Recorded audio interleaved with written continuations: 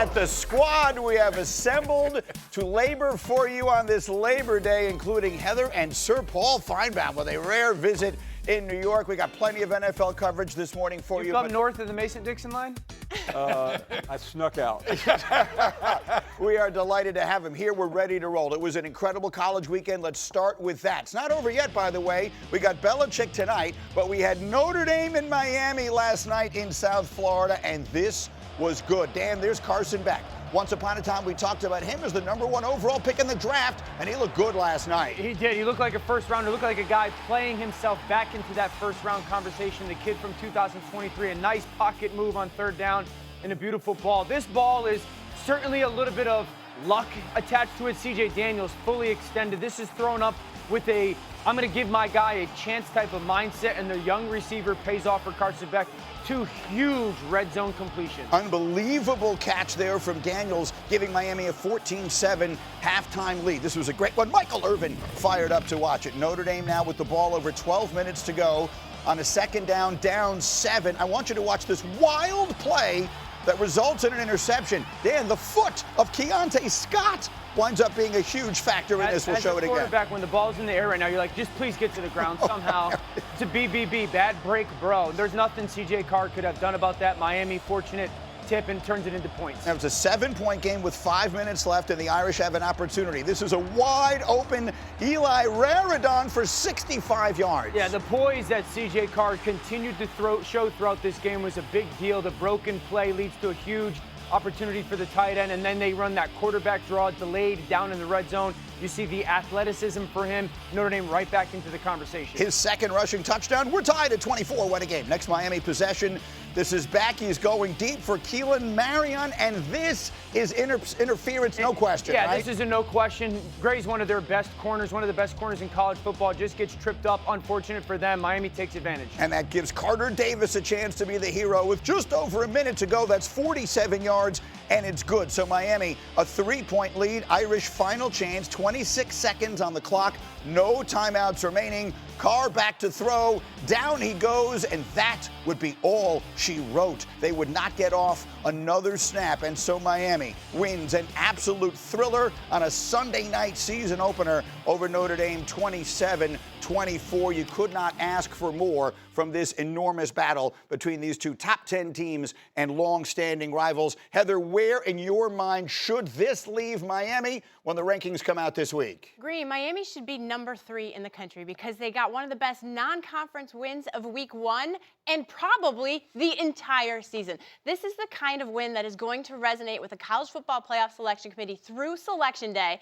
It's a head-to-head tiebreaker that they'll own as long as their records are comparable.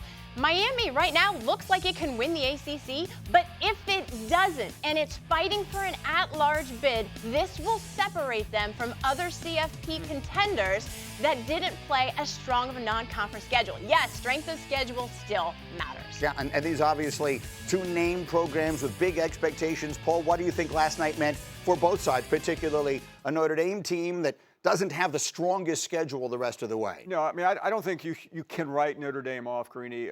It's worth remembering they lost to Northern Illinois last year and made it to the final game. So I think Notre Dame is going to be okay. It was a little bit of a shock to the system just at times to see some of their ineptitude, but ultimately they have a couple of SEC schools on the schedule.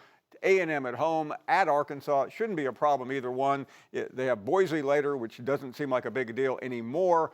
And Southern Cal is going to be one of their marquee games. I think you feel great if you're both programs, candidly. If you're Miami, Carson Beck looked like 2023 Carson Beck. Confident, gave his guys chances, moved well in the pocket, looked like a guy that could play himself back into that first-round conversation. They have this young freshman, Malachi Toney, on the perimeter that looked like a difference maker, a game-changing type of physical talent. And then also Miami's defensive line, I thought, was absolutely fantastic. And if you're Notre Dame, while you lose essentially the last play of the game, one, you feel great about your quarterback. C.J. Carr only throughout that game got better and better. I think the concerning thing, I guess, for Notre Dame was they did get pushed around a little bit on both sides of the ball, which is not like them. Hopefully that gets better for them in that program. But I do think both teams walk away feeling like they are bona fide national champion contenders. This weekend, that was the third. We're going to cover all three. Let's go back to the first one that was played high noon on Saturday after an unbelievable and emotional college game day with Lee Corso in Columbus. Top-ranked Texas that went out and fell to the reigning national champs Ohio State 14-7.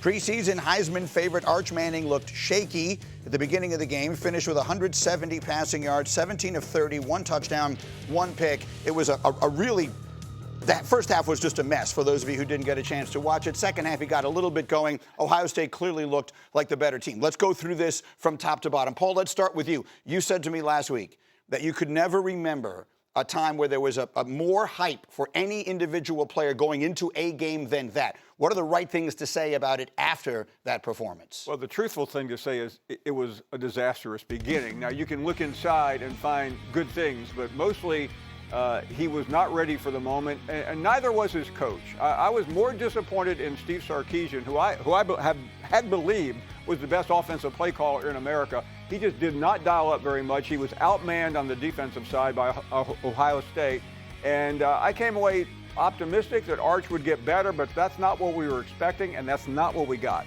From the very beginning, even Dan, look, far be it from me to be reading the eyes and the body language of big-time football players. You would know that better than I, but I expected him to come out on that field just based on what we've heard him say and stuff, with a little swagger, like, look what I'm about, hey, everybody, look what I'm about to do here. And it didn't look that way. It looked like it was a big moment for him. Everyone's got a plan until they get punched in the mouth. You know, you're going on the road to the defending national champion playing against a defense that played remarkable. I would say this, Arch Manning's game looked the way it did because, number one, Matt Patricia, the defensive coordinator for Ohio State. Number two, Steve Sarkisian was completely outclassed. And then number three, the Ohio State secondary was absolutely fantastic. I didn't think a lot of guys for Texas were open. You go to the first third down of the game. Watch the coverage rotation that happens. And if I just freeze it right now, there's 2 guys over 1 guy defensively to offensively. Then there's 3 guys for Ohio State's defense. First 2 guys is offensively for Texas. There's nowhere to throw the football for Arch Manning other than the place that he throws the football, even though it's short of the first down. That's not great. Here we go with another 3rd and long, 3rd and 11. You're going to try to get rotation again from the top. There's no place for Arch Manning to throw the football. They've got double team, double team, double team. The only place you can do is throw the ball to the back. So you're sitting there going, well, why is the quarterback holding on to the football? Because there's nowhere to throw the ball. Rotation again, 3rd and 8. There's NFL types of coverages that are going on right now when it comes to how they're passing things off. There's nowhere for the quarterback to go with the football, and that's why everyone, myself included, is watching the game going, my goodness, why won't he let the ball go? I would say this. Arch Manning and Sark got Bill Belichicked. And I know Coach Belichick plays tonight. Arch will not see another defense that is as sophisticated, as complicated, as much they change pre-snap to post-snap. I'm not telling America that Arch didn't have some misses. Of course he had some misses. Mechanically, he got worse as the game went on. That game, in specific to Arch, went the way it did because of Matt Patricia for Ohio State and that Ohio State secondary. What did it mean, Heather? It meant that Texas is obviously going to be looking up at Ohio State all season long. But we also, Texas is a playoff team. They're not going to play a Power 4 opponent until they open against Florida in the SEC. They're going to get better. But here's the thing. Are they going to win the national title with Arch Manning? I don't know the answer to that because I agree with everything that you said, but I watched in the press box him throw high, him throw low, him throw behind a receiver. He did miss an open guy near the end zone at times. There were mistakes. Can he correct them? How quickly can he correct them? We'll see what happens with that. Yeah, I totally agree with that point. I think, like, again, I would imagine Texas today looks back and goes, we're going to be okay. They lost by a touchdown. They had the ball with the chance to go tie it on the road versus a team that could have the best defense in the country. This could be one of the better defenses we've seen in a long time. The coverage unit was absolutely sensational. So it wasn't like Arch Manning was 5 of 35 for 12 yards and 8 interceptions. Like, it got better at times. And I think there's a lot that they are going to learn from that game. The headline is going to be Arch Manning. But you mentioned Steve Sarkisian. Where were all of the fun things? Where was the quarterback using his legs? Man. Where was some of those trick plays, stuff to loosen up this defense that was obviously dominating the game? Greeny, this was a continuum of what we saw in the final drive in the Cotton Bowl. Don't forget, these two played each other in January. Texas has the ball on the 3-yard line, first down, and they end up giving up a touchdown the other way because Sark just completely lost it. And that's what concerns me because we've all wrapped our arms around this guy, Dan, and I don't know. I mean, I know the defense on the other side was elite, but that's part of winning a championship. Oh, I totally agree. Sark was, and I love Sark. He was very disappointing to me. I mean, I'm talking quarterback run. I'm talking perimeter screens. I'm talking running the football. I mean, I felt there was way too many run first. They averaged in the first 3 quarters. They're down in distance to go on third down. Texas offensively was 3rd and 7+. You want to get a young quarterback to play poorly on the road? That's the model to do it. So there's a lot of burden that has to get carried by Coach Sark. On your screen, you see that when this game kicked off, Ohio State was the 3 team in the country and Texas is number 1. When it comes out this week, should Ohio State be number 1? No.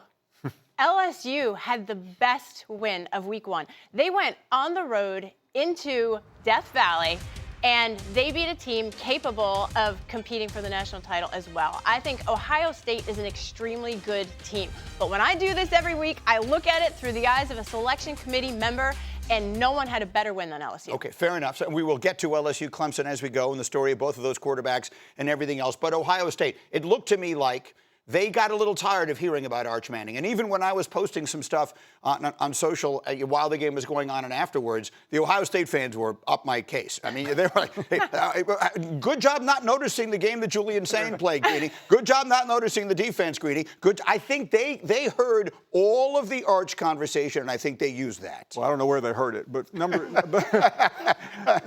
Greeny, I think it's worth remembering, though, that Texas was on the goal line. They should have gotten in, and the game would have been completely different. I'm not making excuses for them. The thing that's maybe surprised me as much as what we said about Sark was Arch. I was convinced this moment would not be too big. I would be most surprised by when it came specifically to Arch Manning. I would have thought because of the upbringing that he would have walked into that stadium and been like, this is nothing. Mm-hmm. The mechanics, and everyone's going to talk about the mechanics. Yes, there was, as the game got on, he felt the pressure more and more and more. And so, but that he'll fix that. He'll clean that up. That'll be another learning moment. But for him to be a little bit overwhelmed, I guess it's not all that expected, but I thought that he would handle it better. He will be absolutely fine. They have to get better in the red zone. Yeah, there was a lot there. And look, I mean, they play this game in August, so we still have a long way to go. Greeny, Ohio State might have 3 guys in the secondary that are going to be top 10 picks in the NFL draft. Yeah, that was an NFL-looking defense that he faced in his first real game as the starter. Approaching the bottom of the hour on Get Up, more college football action from yesterday. For those across America who are not familiar with this man, let me introduce you to Lenora Sellers, quarterback, South Carolina. Greeny, this is one of the things that is just going to make him so enticing come the NFL draft at some point. He is 6'3", 235 pounds, and an absolute freight train of an athlete that's probably 4.4, 4.5 speed. He's an absolute problem for defense. That touchdown capped off the opening drive of the game. South Carolina up 7-0. Then the game slows down, and Virginia Tech's defense was good, and then South Carolina up 10-8 and punting, and watch Vicari Swain take over. Beamer ball. Frank Beamer made it notorious. Shane Beamer, the head coach of South Carolina. Virginia Tech had just previously punted, and there was a penalty. Shane goes, I want him to punt again, and this is the end result. Blocks galore. Lewis Riddick did a great job of displaying the double teams, and then the returner to the house. So South Carolina up 2 scores. Now it's 17-11 in the fourth quarter. Lenora Sellers with the throw. Just a beautiful post. You get the coverage to get down to the line of scrimmage. That play action's there. Nick Harbor's that big, speedy receiver on the outside that's got that massive frame, and just a beautiful post thrown down the middle of the field. It's a 64-yard touchdown, and then here's the play that ices it. 4.5 minutes to go. It's a 2-score game. This is 3rd and 13. Oh, how does he break that tackle? And then how does he break this tackle? And then he's got the speed to get to the corner. It's Big Ben, but faster. I mean, much faster. That's what it reminds me of. It's just the strength and the size to shake off 2 guys that are probably 200 and 250 pounds respectively, and the ability to run away from them. He's a special talent, man. He turned 20 years old 2 months ago. Sellers throws for 209 yards, runs for the touchdown plus that play. If I said to you, if I had to predict right now, looking ahead to late April in Pittsburgh, This is going to put me. his is going to be the first name called in the draft. I would not be surprised. Booger McFarland asked last night in studio, asked me if I had to pick one right now. I can only take one, no matter who they are, year, all that. If I had to take one, it would be Lenore Sellers. Very quickly down in the SEC, Lenore Sellers, Paul Finebaum, your thoughts? I agree, and he did not get a lot of conversation before the season because of Nussmeier and the guy at Texas. I've already forgotten his name.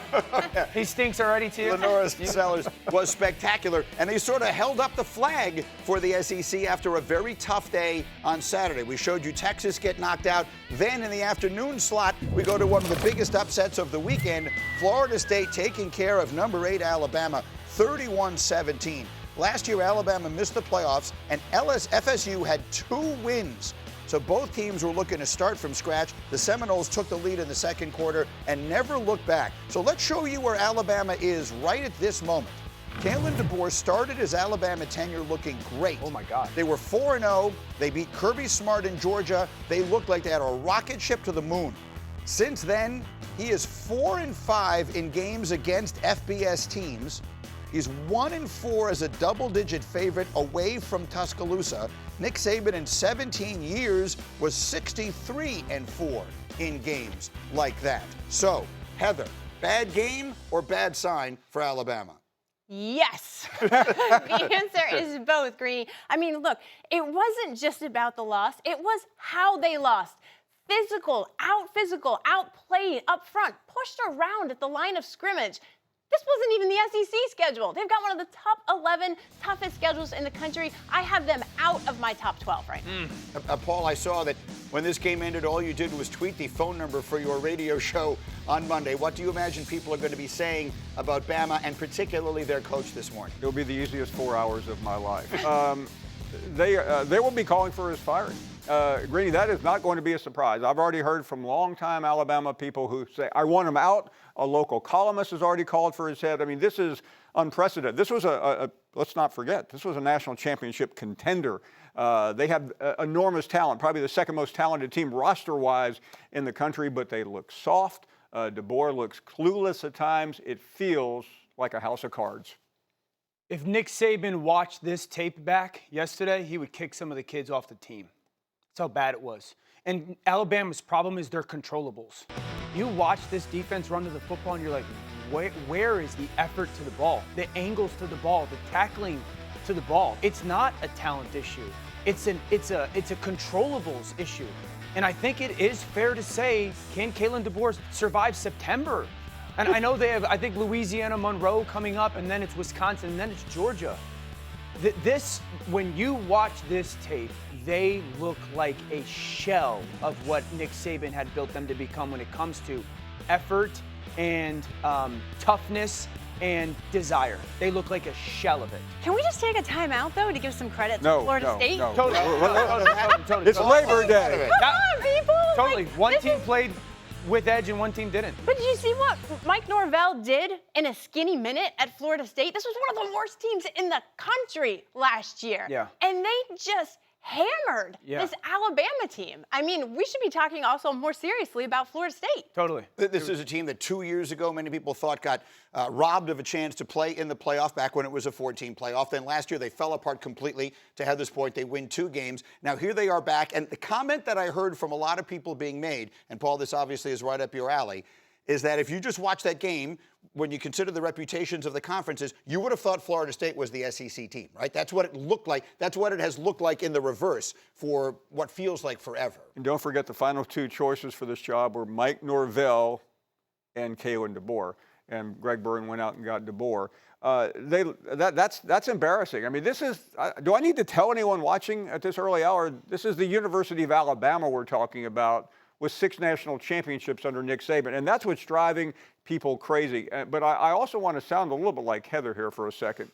You can call for his firing all you want, but there is a financial reality.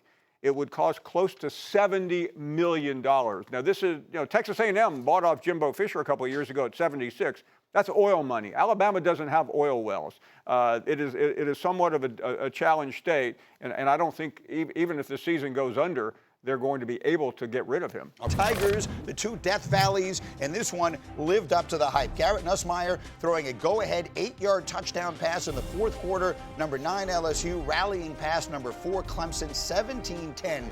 It's the first season opening win since 2019 for LSU. Oh, by the way, they wound up winning the national championship that year. They stifled Clemson quarterback Cade Klubnik. He was 19 of 38, 230 yards and an interception. So I'm cheating because you already told me the answer. But Heather, when the rankings come out this week, where should LSU be? LSU should be the #1 team in the country. They went on the road. Ohio State won at home, albeit against a good team, and they beat a good team soundly. They made them one-dimensional. They exposed that. They limited them 31 rushing yards, like 1.9 yards per carry. Ridiculous. But the thing about LSU that's different is the defense, and Brian Kelly stressed this all offseason. They proved it. They backed him up. He said, we have a defense capable of competing at the national title level. And the statistics, when you talk about defense, show they still win championships. First 3 years under Brian Kelly, their offense great. Defense, average, right? Look at the last 3 national title winners. Georgia, Michigan, Ohio State, top 5 defenses.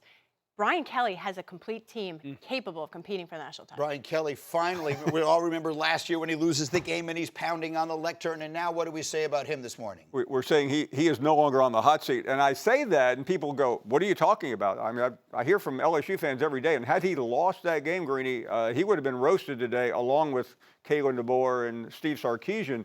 But that is not the case anymore. He went out into the portal, which he refused to do the year before, and he spent big money, and it paid off. And that's the theme of college football right now. He's got the best quarterback in the country, though. I mean, Garrett Nussmeier is the best quarterback in America. That's where I wanted to go, because I watch all these games through 2 eyes. 1, as a football fan. 2, as the person who's going to be hosting the draft in April. And so I'm watching those 2 quarterbacks in particular, Nussmeier for LSU and Klubnik for Clemson. Give me the breakdown on both of them from Saturday. Nussmeier is significantly better. I think the 2 things that Garrett does better than anybody is, 1, handles the pressure, the pocket, and then the ball comes out of his hands before guys are open on a consistent basis. That should all be like, going into this game, can Garrett Nussmeier handle this Clemson front?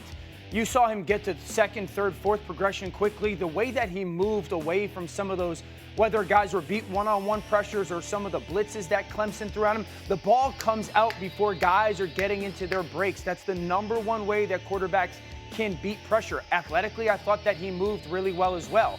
That was a stark difference to Cade Klubnik. I would tell you Cade Klubnik was much more disappointing than Arch Manning was to me, for a guy that's made significantly more starts. Held onto the football, stared down the #1 receiver, threw a couple of hospital balls, and for a guy that's as physically talented as he, did not make a ton of plays outside of the, I guess, expected. So that was the disappointing element Clemson-wise, but LSU and Nussmeier were wildly impressive on the road. So if they're #1, I think it was Greg McElroy last week telling me he would have started the season with Clemson at #1. What does this loss mean for them? Well, Clemson can still obviously win the ACC and lock up a spot as one of the 5 highest-ranked conference champions, but I dropped them significantly. And the rest of their ACC schedule isn't that great in terms of compensating for this. And then you've got South Carolina, which we talked about, Lenora Sellers. If they play today, I'm going to pick South Carolina for sure. So if you go 0-2 against the SEC and you're fighting for an at-large bid, could be a little dicey. Clemson's offensive line's got to play a lot better than it did Saturday night. I was all in on Clemson. This is the 4th straight loss to an SEC team, and that hurts the credibility of the program, which I thought had overcome all the doomsday dynasty talk by people like me. So it's a shattering loss for them, but Heather is right. I mean, their path back is not that difficult because of the schedule, other than maybe South Carolina at the end of the season at South Carolina. We'll see. And you want this, you got that. No way, watch them walk